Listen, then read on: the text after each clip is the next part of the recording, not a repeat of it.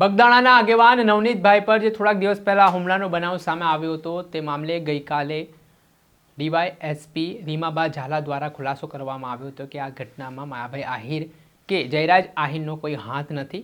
Clean chit police દ્વારા આપવામાં આવી હતી. બીજી તરફ ગંભીર આરોપો માયાભાઈ આહિર સામે લાગી રહ્યા હતા, કેમ કે એક કાર્યક્રમ દરમિયાન માયાભાઈ આહિરે મેનેજિંગ ટ્રસ્ટીનું જે નામ લીધું હતું તેમાં બગદાણામાં આવા કોઈ ટ્રસ્ટી જ નહોતા ને આને લઈને માફી માંગતો એક વિડીયો પણ માયાભાઈ આહિરનો સામે આવ્યો હતો ને ત્યારબાદ આ હુમલો થયો. ત્યારે આ ઘટનાને લઈને ભાઈ કોળી સમાજ મેદાને આવ્યું છે.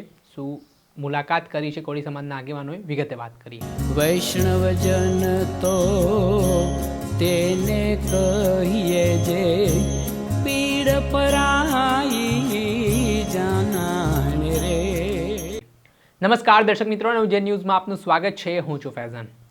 બગદાણાનો ચકચારી કેસ હવે બનતો જઈ રહ્યો છે.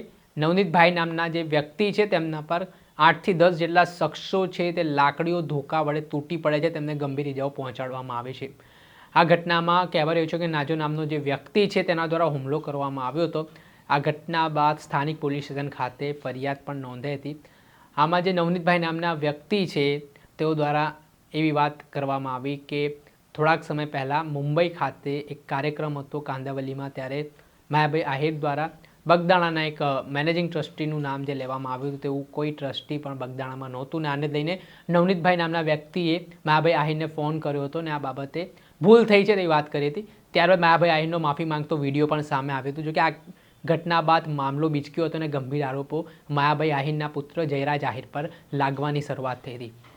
આ ઘટનામાં પોલીસ તપાસમાં હવે કંઈક અલગ જ એંગલ સામે આવ્યું હોવાની વિગત કહેવાઈ રહી છે, જેમાં નાજો નામનો જે આરોપી છે તેની આવી આશંકા હતી કે નવનીતભાઈ તેના ધંધાની બાતમી પોલીસને આપે છે એટલે તેમના પર હુમલો થયો.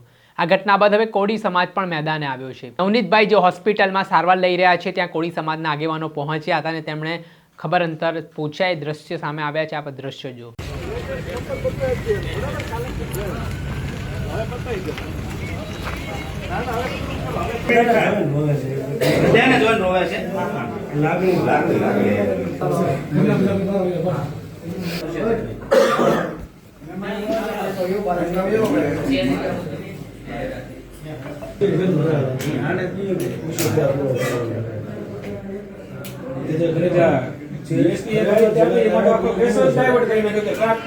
બાકી આપવાનો એમાં કેસ આ લોકો લેવા દેવા જ નથી.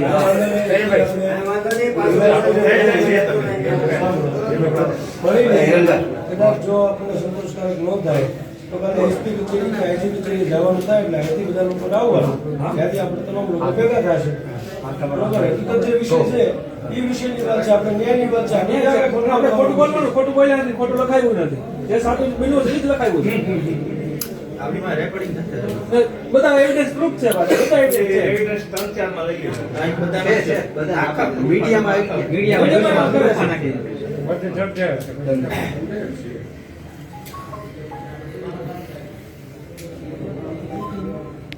નિવેદન પર ફરિયાદ બને કે ફરિયાદીના નિવેદન કહી દો ને. નામ લખાડે ખાવ છે વિશેષ તપાસમાં લખાવ પહેલા લખતા નામ લખાવ ત્યારે મારી એને ફરિયાદ છે કે હું બધાને ડિટેલ કરીને લોકો પાસે નામ ફરિયાદ કરું એમ કે તમે કેવા માલે એમ હા એમ મોટું નામ બોલે એટલે બધાને ઘરભાઈ ઉપરથી કેવું પડે અને લખવા કોણ પ્રેશર હોય. હા વિશેષમાં આજે પાછું મેં બધું કમ્પ્લીટ લખાવ્યું છે, બરોબર. મને કે જો તમને સંતોષ ન હોય તો તમે સાહેબને જેને કેવું કહી દેજો, મારી વાત તપાસ કરી લે. હા તો કહી દેજો કે હોવાનું પોલીસ તંત્ર બહુ ખરાબ છે. આપણા સમાજમાં ગમે ત્યાં જઈને એટલે દબાવવાની વાત કરે છે. વિષય એનો છે. આપણા નામ કોઈ હોય નહીં પાછળ ભગવાને પોલિટિશિયન ભગવાન પોલીસમાં એવું છે જાય એટલે દબાવવાની વાત કરે છે. મેં જાહેરમાં જોયેલું છે. એમાં હું કામ જ નથી. આપણા 3 દિવસ છે આપણા રાજકીય નેતા નામ જ નથી થતા. અમે કઈ મારો 3 દિવસમાં ગમે એ વસ્તુ સારી નહીં થાય થોડી ઘણી કોઈને ખ્યાલ નથી. આપણી વાળા ના ના થઈ જાય છે બધું થઈ જાય 2 દી વહેલા મોડ પર થઈ જાય છે. બળદેવભાઈ છે કિશનભાઈ સમાજ આપવા કેવી સમાજમાં બેહતા નહીં, ગમે એવા 10 મતો રમવાનો તો બેહતા નહીં, સમાજમાં પણ જોવો છે. બાકી બધું થઈ જશે, બરાબર. ચાલો રમણ નીચું નહીં. ભાઈ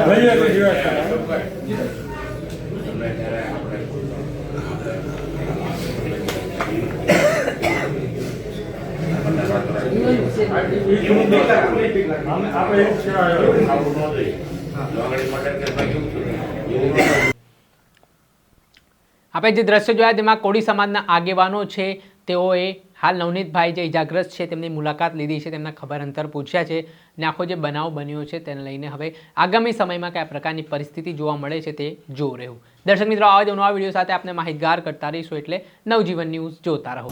વૈષ્ણવજન તો તેને કહીએ જે પીડ પરાઈ